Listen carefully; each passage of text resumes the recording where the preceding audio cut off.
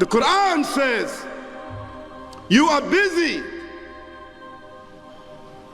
piling up, calculating, developing your careers, your money, your occupation, your wealth, until you visit the graves.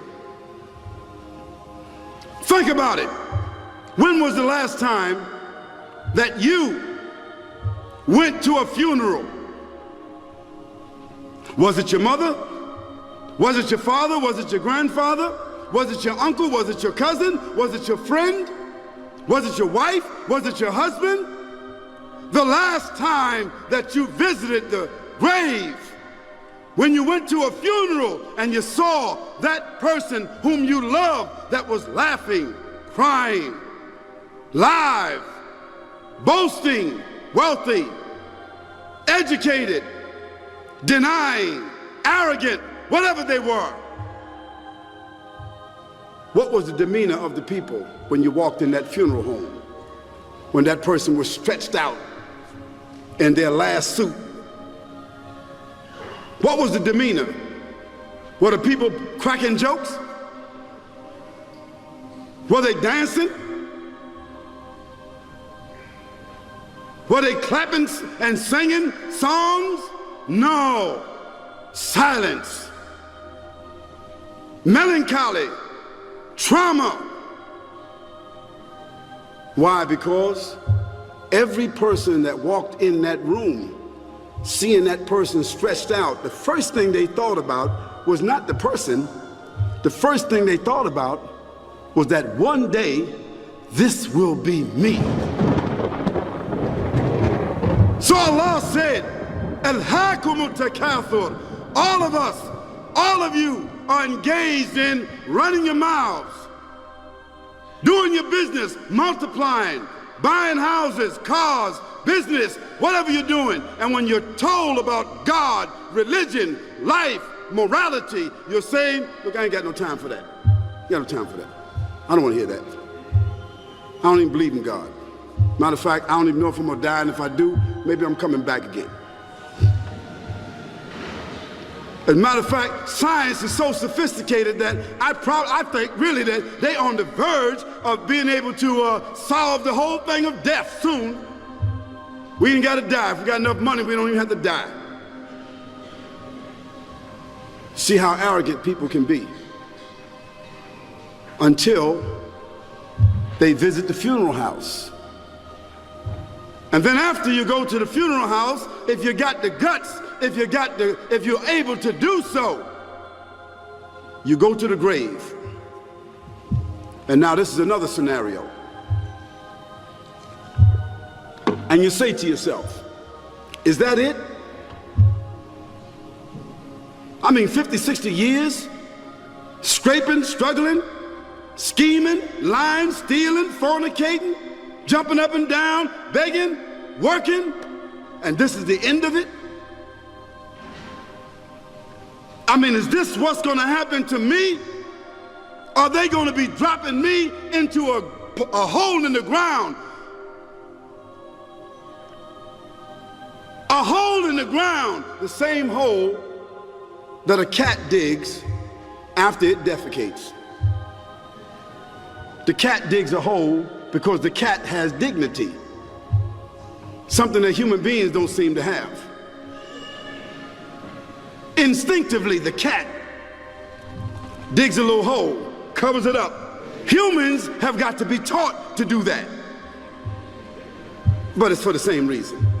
So you and I, we're going into a hole a little deeper than the one the cat dug. And all the people that's crying, pulling out their hair, screaming, almost acting like they falling in the thing with you. They want to just jump in there with you. Not really though, you know, it's all an act. Because ain't nobody really gonna jump in there and stay in there. They don't love you that much. And then after all the shoveling get done, and they fill it up, and the box, you can't even see the box no more, the coffin that cost $5,000. I don't know what did they burn somebody a $5,000 coffin for? So after all the money and all the drama, and they dig that hole and put you in there and cover you up, and everybody goes back to the place, go back to mama's house or daddy's house or whoever's house, and we cook some chicken or whatever it is, and we do a little dancing and drink some scotch and forget all about that person, and then we want the lawyer to come now and talk about, divvying up the spoils. So if that woman who died had a husband, somebody else gonna marry him, you know that. And that man who died, that woman, in about 6 months or a year of grieving or whatever it is, she gonna come to understand that she needs somebody else to be with, so she gonna marry somebody. So that means if his suits are still in the closet and he can fit them, who gonna wear them? So it really means that after all this time, and the people walk away from that grave, it's over. What about that person in the grave? What's happening? Because you know and I know that death is almost like sleeping. Death is like sleeping. Your body is gone. Your body is dead. Your spirit is gone, but your consciousness is there. Yes, brothers and sisters, you and I are going to know when the people put us in that box and put us in the grave. We are going to know. Your spirit is gone. You can't shout. You can't call out. You can't say, "Don't leave me here." But you're going to be hearing and you're going to be seeing, because that's a different kind of consciousness. But you can't move.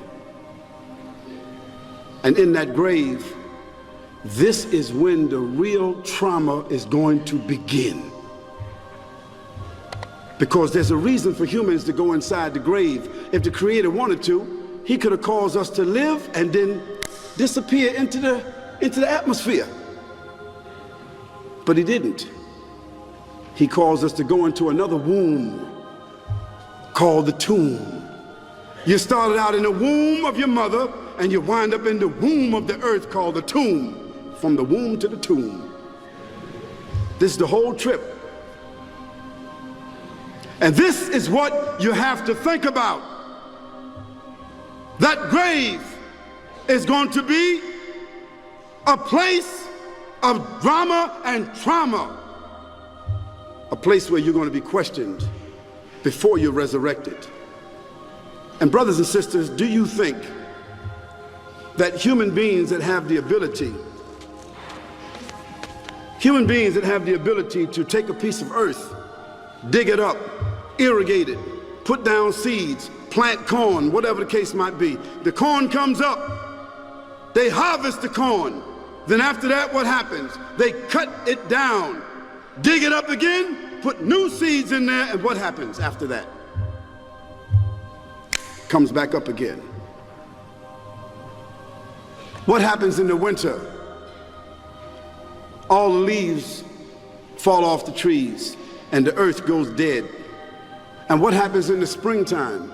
The water comes, generates the earth again, germinates all over again, new grass, new leaves, new flowers, new fruits.